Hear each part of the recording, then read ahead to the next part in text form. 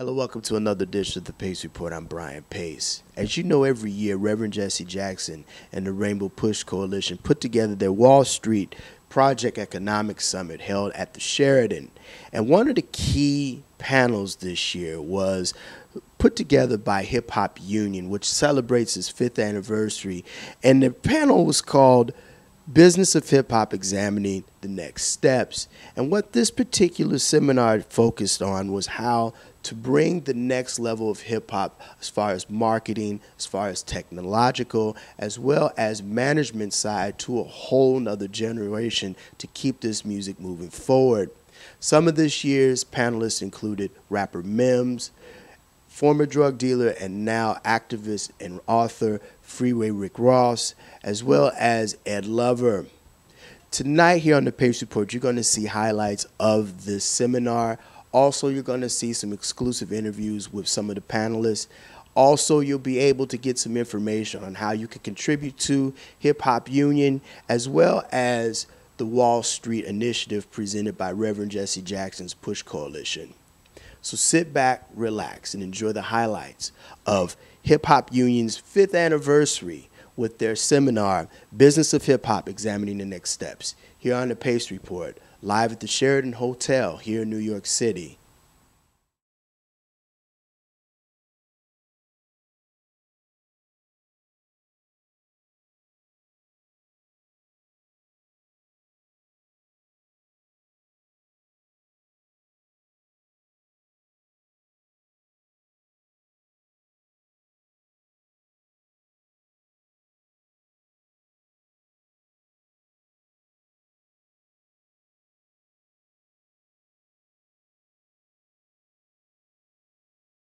The Hip Hop Union is a body of businesses and entrepreneurs with a collective interest to get benefits, rights, and respect for hip hop. So about 10 years ago, we started looking at the Hip Hop Union down in, we did a lot of research. What the Social Services of Hip Hop does is a research organization where we identify and remedy problems that affect the growth of hip hop. So what we've been doing is we've been looking at it from a psychological perspective and really saying, okay, what do we need to do in the hip hop community to take advantage of this $684 billion? So about 10 years ago, we did a research study out in Miami. Anybody been to Miami Memorial Day weekend? Right, so we went out to Miami Memorial Day weekend and looked over what was motivating and what it takes to motivate people of the hip hop generation. We look at hip hop and we look at how much power that it has, but then we also have to look at what we're doing with that power. So we looked at it and we talked to everybody out there, and this is Miami 2005, and we talked to everybody and we said, we asked people, do you consider yourself part of the hip hop culture? You know, what are some of the things? And people were like, I'm not a part of the hip hop culture. So if anybody knows Miami Memorial Day weekend, and if anybody out there literally can say that they're not a part of the hip hop culture, we knew that we were lost at that point. You understand? Because we knew that we weren't on the same page of culture. So we understood that people didn't understand a culture. So then we looked at, well, what is it going to take to bring this culture together? We have to unify. And so this is where the Hip Hop Union came up. So it took 5 years of really planning and really putting it together before we actually launched it. We launched it in 2009. And in 2009, people like some of our panelists and some of the people that have been with the Hip Hop Union since 2009 up until now, until the celebration that we had here in 2010 of really bringing this full circle. So our main goal was to come to the world's table, right? To be invited to the world's table and to be respected in another lane, because people respect our money. People respect the $684 billion, and everybody wants to tap into that $684 billion. But what people are not really respecting is who we are as a consumer, and we're not making the decision of what we want to do with that money. So with the Hip Hop Union, we didn't jump out and say, well, we want members, we want 1 million members the first year. What we did is we went into research mode, and research mode to really put in place what needs to happen and why.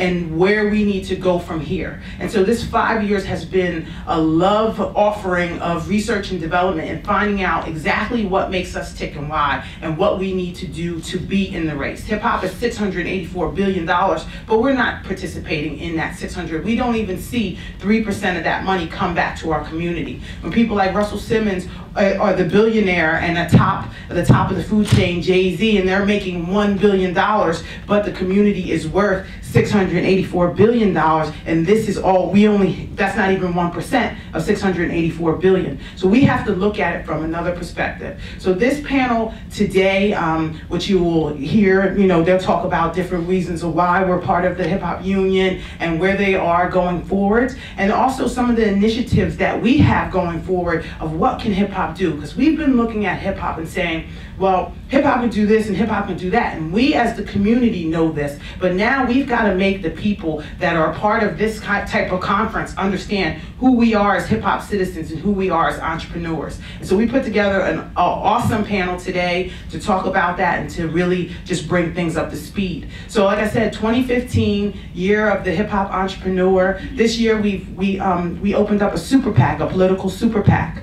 And so our super PAC is called Hip Hop United. And what we're looking to do with that super PAC is we're really looking to just bring forth the political education that we need to not, when people want to get involved into culture, they just come and see us and dump money on us and say, this is what we want from you. But we need to be telling people, this is what we need from you. And we need to be in the political process and pushing politically every day in every local election in every city and using that impact. And so also, I want to just thank the members in the body of the Hip Hop Union.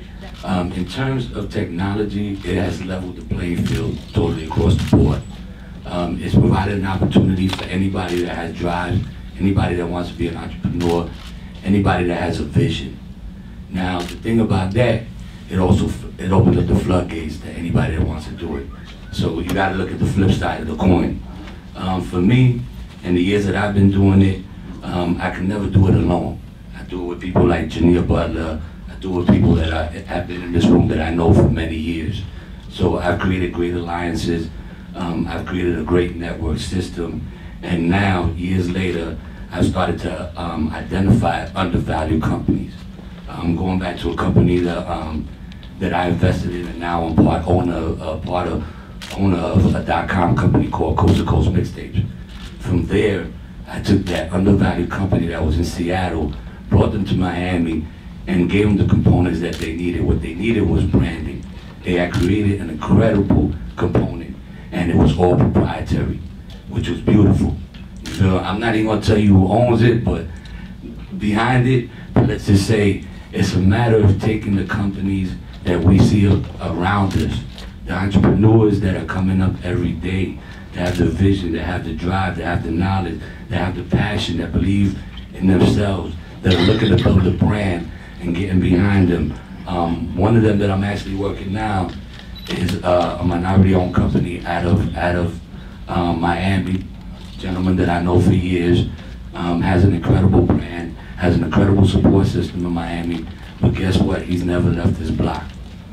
So the problem with that is that he doesn't have the network alliances that I have. So what I did is, in turn, I provided not only financing, but I also provided my network alliance. I provided the components that I have available to me. I provided distribution for the product. And I provided a marketing plan and a plan of action for the product. So what I do is, this is just one of many. The clothing line that I got behind me, Burning Guitars, doing the same thing. It's another minority company, Florida Film House, which I own a piece of in Miami, Atlanta House of Shoes. I started to give back to the community that has supported me. A lot of people are very selfish, and unfortunately, it does occur in this business. It does occur in life. But in this industry, we've gotten to a point that we really have to collectively put together our resources. We are a multi-billion-dollar business. There's no reason that everybody in this room should not be eating off of this. You understand what I'm saying? I've been eating for 28 years, thank God, every day. But this is where we're going. So let's unite, let's get together, and let's progress forward, man, and support each other's efforts. all are shaped by different circumstances. It's the same dough. If you put dough in a shoe, in a box, or glass, it look like the shape of what you put it in, but it's the same dough. We're the same people, no matter whether we came by boat, or came by foot, or came by air. We've been through a tremendous, several centuries of trauma. Now we're waking up and coming to ourselves. The creativity of hip hop, so original, so phenomenal, so appealing, gives us a renewed power. One thing worse than not having power is to have it and misdirect it. That's the one thing worse than not having power, to have it and misdirect it. The two things worse than slavery. Slavery is a bad system. You buy and sell people. The two things worse than slavery. One thing worse than slavery is to adjust to it. And the other is to convince yourself it's not so bad after all. I say it's worse than slavery is to adjust to it. Y'all jot this down on here in my record. Just figure out how to, it's not so bad after. I remember when I first went to jail, trying to use a public library down in South Carolina. People again, our own people protested, why are you going to jail? You don't need no library to read no book. They had adjusted to not having access and consider it was all right after all. And so we come together, we fight. And I content myself information that matters. Say Black life matters. Information matters. Without information, Black life loses its power. I know a kid who owns his own branding and marketing companies because he saw what we did in terms of the earlier generations and is now profited from that. You know, I believe hip hop is currency. Those kids that came up here and danced may have, I don't know, 20,000 friends on Facebook or 40,000 people who watch them on YouTube. You can go on Google and get paid for that. Think about your entrepreneurship rather than just getting a job. For me personally, I work in content and I produce a lot of stuff, and 90% of it I don't own because obviously I'm just like you. I got bills, I got kids, I got things I got to do. But now I have my own production company where people pay me to produce stuff because I worked and now become an owner. And so to me, that's the most important part I think that a lot of the young people need to do. And one of the problems that we have, and maybe this is the elephant in the room and we don't want to talk about it, a lot of times Black people don't invest in Black people. So if we have a VC capital company who is thinking about working with us, and they say, you know, here's an African American company specializing in global content about our art form, they may want to go do business with a bunch of Asian kids from Silicon Valley versus working with their own people. We need to dispel these myths about content and quality. We need to do good business, and we need to do it to the level of somebody like myself who can put it on television and do a good job. And with our company, Hip Hop TV, we're taking that same level of content and quality that you would normally see, and now we're doing it for ourselves, and we will be able to control that. One of the things that's inspired me really quickly, and I'll say a couple of examples, and it may be a bit provocative for a few of you guys, but it's, as we say, real talk. I was sitting in Ed Bay, and I was working on a show about the Black Panthers. And in this particular situation, I was producing it, and I wrote it, and I went out and kind of did all the interviews. I basically did all of the field work and all of this stuff. I did all of this, put it together. And I was going back and forth with someone about a part of it, and he was saying that the person was talking about, well, these guys were a bunch of young, angry people. But Black people wouldn't say that the Black Panthers were a bunch of young, angry people. They were people trying to defend their rights and take care of their community. But in that particular situation, I didn't have the power to control the final words that came on television. I was just in the field. And I sat there at my desk, and the weird thing that came into my head, I knew Tupac. And I heard Pac say to me, "You let some white boy telling you about the content about the Black Panthers? What are you doing?" So today, my message to you is from somebody who's put all of that work in the field is, you know, I'm running into the big house, and I'm like, damn, you know, I built this place. All y'all gonna have to get out, and we taking over. Tell me about this whole entire summit, the importance of this to young entrepreneurs, especially in the hip-hop generation. Well, I think hip-hop obviously is a art form born out of sort of young people having no voice, and so hip-hop was the voice of the powerless. And a lot of times hip-hop artists are so starving to get ahead a little bit that they'll sign anything in order to get a record deal or get on stage and buy that house or car for their mom, but they don't think about ownership. So for us who work in the hip-hop world, whether me at The Source or producing the BET Hip-Hop Awards or Unsung or whatever I produce about hip-hop artists and work in the art form, it's important for us to start to take more control over our images and to own things. And so I think Reverend Jackson is obviously right on point when he talks about more African Americans to get ownership of technology, ownership of their own brands, and bringing those people to us, the Steve Ballmers of the world, the Intel, so that we can all connect. So for us in the hip-hop generation, it's a really important event today, and I wanted to make sure that I was out to support that. You know, Reverend Jackson has been on the front lines about civil rights as well as corporate, I guess, entrepreneurship amongst African Americans. You've done something that's very, very different. You're producing content for the online generation, which is the new thing now. Tell me about how important that is right now, because this pretty much is going to destroy the whole corporate television as we see it. Well, you know, what's really important, obviously, like I mentioned, from producing Unsung and American Gangster and all these different shows which air on television, a lot more people, whether it be myself, I'm a hip-hop sort of generation X, but then there's new millennials. The millennials, almost all of them watch stuff online or on their phone or tablets. And so now we have Hip Hop TV, which is a 24-hour television station that is a global look at hip-hop culture, whether it be short-form branded content, licensed documentaries, whether it be music videos.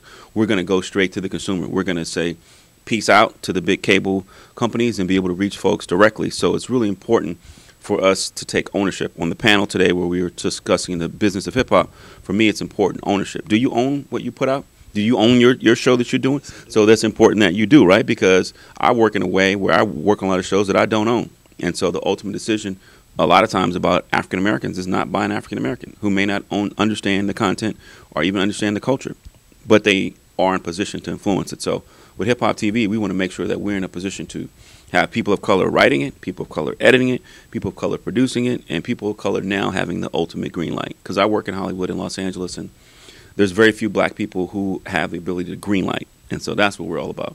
Greenlining content about black people. Not all of it's going to be positive. Some of it may be critical, but at the end of the day, at least it's for us, by us. One of the first plans that was plotted out for the direction of our people was from Booker T. Washington. And the first thing he said was, before we march, before we strike, before we do anything, we better build an economic base. Because if you work for the people you're striking against, you're lost before you start. That was his philosophy. So he believed that we need to train everyone on how to be self-sufficient, whether it be plumbers, whether it be carpenters, those that wanted to push and drive and build industry. His point was exactly what Ed and Pete Frank and the whole panel said. It was ownership. As long as you work for someone, your job can be gone tomorrow. Ed gave a great example. I'm from corporate America too. And one day they told me to beat it. Simple as that. No reason, no answers, no nothing. Luckily, I have very good lawyers. I was told to beat it. So one thing I studied at UC Berkeley with some of the greatest minds in the world was the model we're building on. It actually was inspired by the work of Reverend Jackson. He was working with Butch in Silicon Valley. Are we still, the mic okay? You hear me okay? Yeah. He's working with his initiative to build diversity in Silicon Valley. So basically the Rainbow Push team was beating down doors saying, hey, you know, there's none of us working here. There's very few of us working here. There's no one on any of the boards. The VC funds have no one, basically. Where are we at? How are we represented in this industry? So what I studied was, what kind of company do we need to create that gives us an opportunity to use what we have? So I designed Watch Now Networks as a technology company, because there's very few African Americans that participate in technology. And I'll give you some numbers. less than 1% of companies funded by VCs, less than 1% are led by African Americans. I mean, even as a partner, not just I'm the head CEO guy, one of the founders. So less than 1% are funded to African American startups. That means we don't exist, in essence. We really don't exist when it comes to technology. Yeah, we tweet all the time. We on Facebook all the time. You know, we Instagram it all the time. No ownership. Yeah. No ownership. Not even the janitor. I'm talking about no ownership in these companies. That is what Reverend Jackson is fighting for. We have to be included in things we participate in. This is a very important feat for you because today at the summit, you introduced your network to not only the summit, but also entrepreneurs. Yes, yes, we did. And it's a game changer. It's a real game changer. It's a leveling the playing field. The door is open, now we got to run through it. Now, what exactly was the mind state in the business sense or the business plan to put this together? Why did you decide to do this now? It's actually been a long process. So I actually started this project maybe 7 or 8 years ago. My research was in satellite communications, so it was more taking content and broadcasting it to emerging markets. We went back and researched the model, and what we were researching is what they call over-the-top broadcasting now, which is broadcasting directly to smart devices. Now, when you combine that with my knowledge of satellites, you're dealing with a global media company that can enter the market at a much lower cost as if we were to launch a cable network channel. And this is seeming to be the business plan for, because this is how I've been surviving. The internet, I mean, Vimeo and YouTube has definitely been a shot of life for me. Right.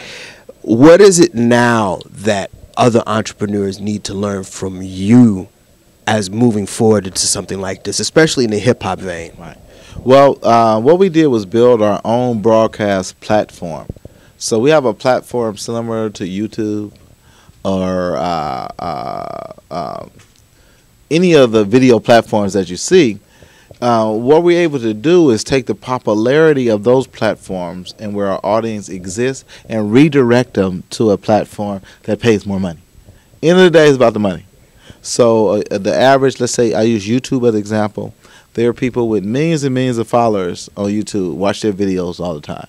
When YouTube sells those ads, the split is 55-45. YouTube does a straight across the board split with advertising. Means for nothing but providing the platform. Now the users, followers, follow them wherever they go, by the way, because they like the content that they're seeing. The revenue split 55-45. Well, content providers are saying that's not fair no more. If we do all the work, why are we almost sharing half with you? YouTube is saying we're the big platform, take it or leave it. Well, there is an option. The option is to build our own platform. So what we're doing at Hip Hop TV is not only creating original content, we're actually contacting the top content providers in this niche saying, listen, we pay you a whole lot more than YouTube. Use YouTube to redirect traffic. So get your YouTube check and then redirect it to Hip Hop TV and get another check. It's about the business. It's pure economics. So this model does exist. What I want to speak about is the power to turn things around. I mean, we've been talking a lot about technology and you know, different ways to enter the technical world, and the fact that we don't have any faces in venture capitalists and in major technology companies. But I think a lot of things have to start at the grassroots. A lot of us in this room are parents. Everybody that's a parent, raise your hand, please. If you're a parent in the room, I think it falls on you. I think you have to get your kids involved in technology at an early age.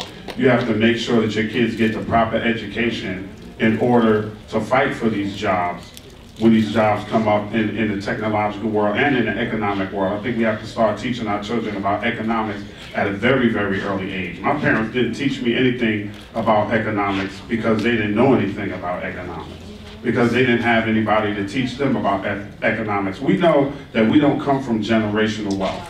We all know that. We have to now start in the years that we're facing now to build generational wealth. We have a small percentage of African Americans in this country that are going to have generational wealth, and those are the ones that we are always on social networking talking about. Instead of paying attention to our own stuff and teaching our kids And it starts with you. What hip hop can do is change your life. What hip hop can do is make you feel a certain way. We all remember how we felt and how proud to be black that we were when Public Enemy was reigning supreme on your radio, and when we had the X-Clan, and when Queen Latifah was saying you and I. It is by design that you don't hear positive music on the radio anymore. It's by design. As soon as someone says something crazy on the radio, or a radio personality gets on the radio and says something crazy, right, that you guys don't like, we get out there and we pick it for a couple of days, and then they get on, and then the CEO or the program director will make a formal announcement that we're going to change the way we do things up here, and then they do it for 2 weeks, and then they go right back to the regular bullshit that you've been listening to before. Music touches these kids' heart. Think about how you felt when you were growing up and how much music meant to you. Think about how many times you get into your vehicle, or whether you're at home, and when you turn on your music. Think about how many times you went, that's my jam. All they're being fed is negativity. And when they're being fed negativity, they walk out with a negative state of mind, and they go out there and they commit crimes. And the same companies that are putting out the music, the negative music, are the same companies that have money invested in privatized prisons. So it's designed to lock your children up. But it has to start with you. They're not going to do it. They never did it. We're only 13% of the population. They don't care about us.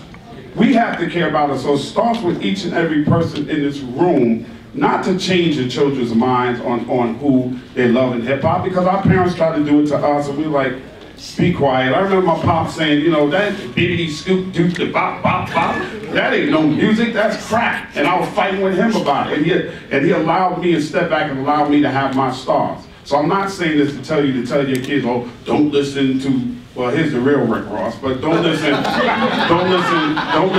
Rick Ross, or don't listen to Meek Mill, or don't listen to those guys. But what I'm trying to say to you is we have the power to go out there and make sure that the radio puts a balance of music on there, because there are conscious hip hop artists out there. They're just not getting played, and they're not getting played on the radio by design.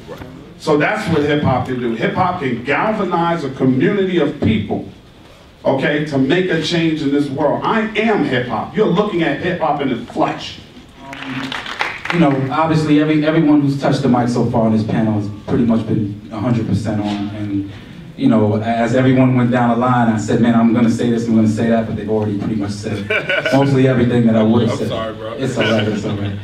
One thing I will add, though, is you know, there's one thing that I was always taught, and it's probably a popular saying, is that, you know, your network defines your net worth. And I think that the most important thing,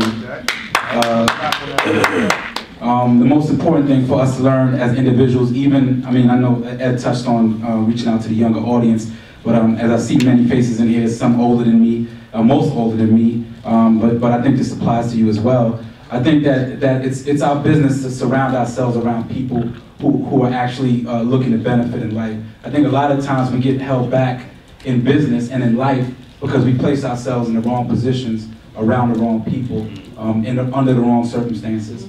I was able to succeed with my career, not because I'm the greatest rapper of all time or the best artist to ever touch the mic. It's mainly because I understood the void that was missing when I entered the business. I understood where technology was going when I came into the business. You know, back in 2007, obviously releasing a record, like I said before, I was told no by every single company that you can imagine, whether it be Universal, Def Jam, EMI, every single company that you can imagine told me no at the time. And I said, you know what, I won't accept that as an answer. So I surrounded myself around people who were well versed in the technology world. Tony Neal here even said before he created Core DJs. I was one of the first artists to be a part of that movement. And I put myself in the right atmosphere around the right people to succeed. And so I'm a firm believer. A friend of mine is actually in the room. His name is Nicholas Holman. He actually does properties in the Philadelphia area, young brother just like myself. I went to high school with him and I grew up with him, but I'm actually bringing him up mainly because me and him just got back from Dubai about 2 days ago. And I say that all to say is because I'm an artist. I made millions of dollars. I can afford to go to Dubai. Yes, I'm a musician. I've been, you know, I'm that person who's had 5 vehicles, a nice house in in Atlanta, a nice condo in New Jersey. But I was still able to call a friend of mine who's not a musician, who's not an artist, who's not concerned with being on television or dancing around. I was still able to call him and say, hey, I'm going to Dubai, you want to come out? And as a businessman himself, he was able to obviously reach into his bank account, buy a ticket same day that I flew out and make it out there with me. And I say all I have to say is that that's who I enjoy surrounding myself around, people like him who actually better me, because it shows me that I'm not, obviously I'm not just an ignorant artist I come from Washington Heights, obviously we know what goes on up there, but I'm not just an ignorant artist from a product of my neighborhood, but I'm more than that, and I can surround myself around people who are actually more than that as well. So I believe your net worth is defined by who you network with, period. Mims, they threw you into the fire today. Yeah. You did a fantastic job, and I want to ask you, as an entrepreneur as well as an artist, how hard and how easy it is to differentiate both of the crafts? You know what? That's probably one of the $1 million questions. Even in light of understanding the culture of hip hop and trying to separate the culture from the business as much as you can. And when I say that, I mean obviously this business is very commercialized, and then the culture is obviously something that deems from experiences pain. So it's very difficult to kind of differentiate the two. A lot of times, I think, and I spoke about this on the panel, the biggest thing that we can do as entrepreneurs is to make sure that whatever it is that we can capitalize on, that we're doing it on our own and not being exploited by someone else so that they can gain capital off of our craft. And I think that's the biggest thing that we got to kind of work on. So for me, I learned the hard way. I learned by being independent, getting to a point where I had a $1 million check offered to me, and I took the check. I took the $1 million because coming from where I come from, you don't necessarily see that type of currency. So everything went downhill from there because I gave my craft to a corporation who didn't understand it. I want to ask you, piggyback on what you just said. Mm-hmm. You gave them, your craft for the sake of the corporation. Mm-hmm. What do you tell young brothers getting into the game about the importance of the business side of this? I think it's a lot easier now based on technology. I think technology has allowed us or the new generation to come into, whether it be music, whatever it is from an entertainment realm, to not have to relinquish so much of the power over to people, because here's the difference between then and now. Prior to probably about 2003, 2004, we needed the label. Why? As artists, we needed the label because we needed to ship CDs in masses. We needed to get it out to the mom and pop shops, to the big retail chains, and because of that, we needed money. We needed the capital. Now, technology has allowed us to get music out to the mass with the click of a button. So we're no longer paying we pay for the marketing, but we're no longer paying to have our product shipped into stores, which is where the brunt of the money was put into. And even on the marketing side, even on the promotional side, with certain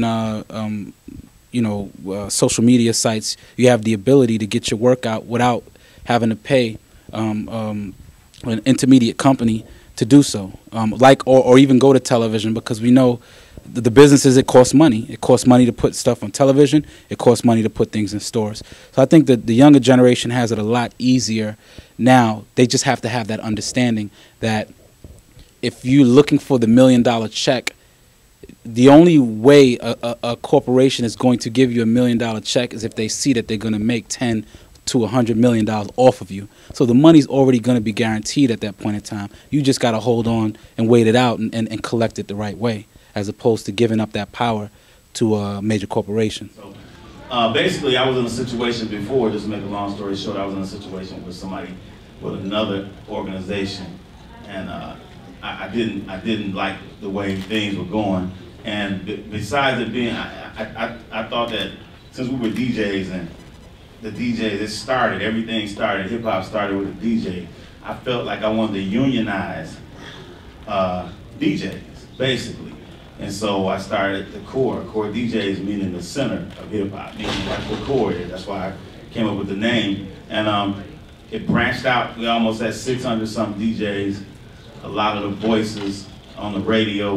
We got Legends Division, we have Canada, International, we got different divisions of the core DJs worldwide. And I mean, one of the longest running conferences, we do twice a year, one of the longest running conferences now in hip hop history, you know what I'm saying? And we honored, I try at least to make sure that I recognize all of the legends that came before me and that I watched and that taught me. And on the technology side, like Mims was one of the first artists that we worked with, and CL, and you know, I just grew with this business, and I tried to make something that I own, basically. Now, you can't get fired from something that you own.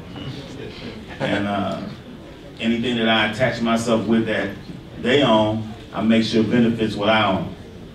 And so me doing mixes on XM, or me working at Now in Miami on the radio, I make sure it benefits what I own already. You know what I'm saying? So you never be able to get away from what they own, but you have to make sure that that benefits what you own, what you put out there for yourself. You know what I'm saying? So, I mean, that's basically what I do. My story is kind of long, but I'll just leave it like that, and we can just talk later. Hi, I'm Rick Ross, better known for the drug empire that I ruled in Los Angeles. I basically went from $125 and I turned it into as much as $3 million a day sometimes. 2 years I made at least $1 million every day, and in between 1 million and 3 million. Went to prison, got a life sentence, taught myself to read and write in prison, won my own case. After I won my case, I still had 9 years to do it. So what I wanted to do was find out, how did I make the money that I made in the drug business? Was it luck, or was it by accident or by chance? I started studying everybody in this country that was making money, from Sam Walton to the guy that owned Nikes, to Red Summerstone who owned Viacom. I read over 300 books before I left prison, and I don't know how many magazines. Matter of fact, the first magazine that I ever read was Esquire magazine. I was featured in its 80th anniversary as a feature story for the past 80 years. And right now I'm out on the street. I go from city to city with my book. I publish my book myself. So when I sell one for 20 bucks, it costs me like $2 to manufacture it. It's doing pretty good. I'm ranked on Amazon right now. I go around the prisons and juvenile detention centers because I believe that the knowledge that I've learned through my trials and tribulations can help others. The real Rick Ross, how you doing, sir? I'm good, I'm good. This is a very important summit as far as how hip-hop has become a very marketable and viable means of, one, communication, but also what you're doing, too, as an entrepreneur. Yeah, well, you know, when I was in prison, you know, I looked out at the world from my prison cell, and, well, I don't have one of my books here with me, but I wrote this book that I believe is going to touch on the economical needs of Black America. When I sit there and I thought about my life after I got out, I was looking at all the things that we needed as a community, and I was like, wow, we need an economical leader. And it's crazy now that people are starting to say that. You know, Reverend Jesse Jackson is saying it too now. So it shows me that I was at the forefront of what's going on right now. I mean, I was doing this 18 years ago. You know, I was in prison studying economics, and when I look back at my drug career, that was part of economics. It was part of finding a product, buying it, marketing it, getting the markup, and finding the people that wanted it. You know, hip-hop has played a turn now that you're now on the other side, and now that rapper Rick Ross has used your name to profit on that, and you've had a legal battle with that too. Yeah, How do you feel about that now, in the sense that he's profiting off of something that on your coattails? Well, you know, it's always hard when you feel somebody took something that was yours, something that you had worked to build. You know, I did 20 years because my name was Rick Ross. You know, if my name would have been anything else, when the indictment read Rick Ross, I would have not went to prison. But my indictment specifically said Rick Ross. So when you know that you put in so much work and so much time and so much money went into building this name, because in the beginning, that's one of the things that I was looking for, was a name for myself. You know, I didn't like who I was. You know, I wasn't happy being poor and broke. So I set out to build a name for myself. And to have somebody come in and scoop it up, you know, and then profit off of it, it's kind of heartbreaking. But at the same time, you know, I know, like the Reverend said today, that you have to get up. You know, the champ is still a champ as long as he gets up off the campus. Whenever you lay there on the campus, that's when you give up your championship, and the fight is over. So by no means of imagination have I gave up. I feel right now that I'm fighting harder than I ever fought before, and I feel like that I'm succeeding. Last question. What do you feel as far as the young generation now that's coming into the hip-hop game? What are some of the things that you think that they need to pattern themselves on? Because you guys hit on a lot of things today here on the summit. Well, I mean, and not just artists. I mean, this is what I believe for the whole black community. I mean, I don't look at just one sector of our community. You know, I'm in really a strange position in life. There very few people get the opportunity to live the life that I've lived. Just yesterday, I was in the slum of Miami, Florida, with some of the guys that most people would be terrified to be around. And then today, I'm sitting here with Jesse Jackson. And this is my life on kind of a daily basis. I'm able to transect into these different segments of life. And I believe that hip-hop is only one segment of that. That what we need is for the whole segment of our people, and that is to become more educated, but not just on book education. We have to become what I call a critical thinker. You know, people that can take information, may it become in a visual, you smell it, touch it, and make a logical decision.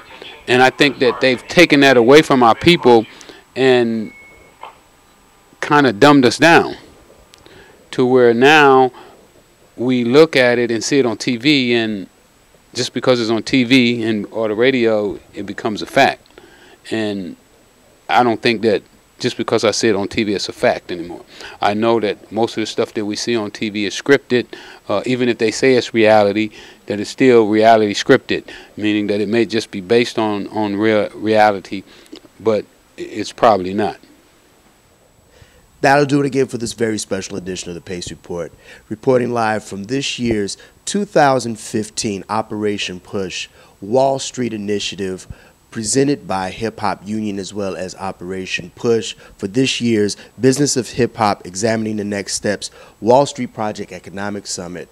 I'd like to personally thank and congratulate Janaea Butler for Hip Hop Union, as well as the legendary Reverend Jesse Jackson, as well as the panelists that took part, as well as time with me for this year's summit. As always, please visit my website, www.thepacereport.com, for my weekly column, as well as my past segments. Until next time, remember, if it's in the groove, it'll make you move. Till next time, peace.